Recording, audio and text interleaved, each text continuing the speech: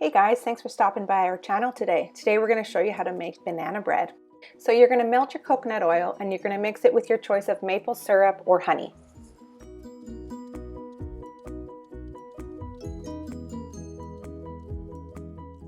So now that that's all mixed in, you're going to add in your eggs.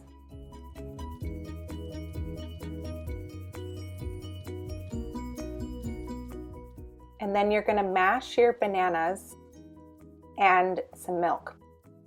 So what I like to do is I like to just mash up the bananas a bit, add my milk, and then mash it all together until it forms a liquid.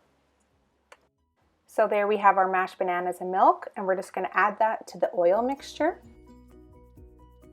And then alongside with that, we're going to throw in our cinnamon, our baking soda, and our salt. And then we're going to add our vanilla extract, and we're just going to go ahead and blend all those ingredients together.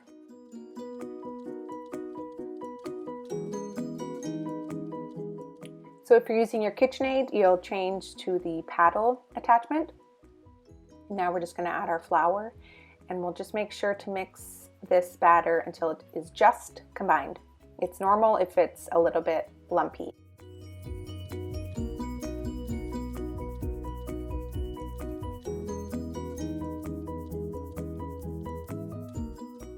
And then you want to prepare your loaf pan.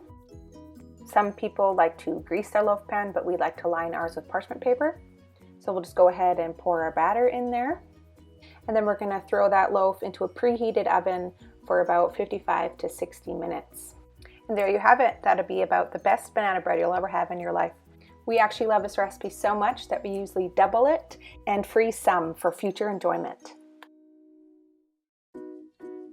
Thank you so much for watching this video, for liking this video and subscribing to our channel, and we hope you have a great day and enjoy all your banana bread making adventures.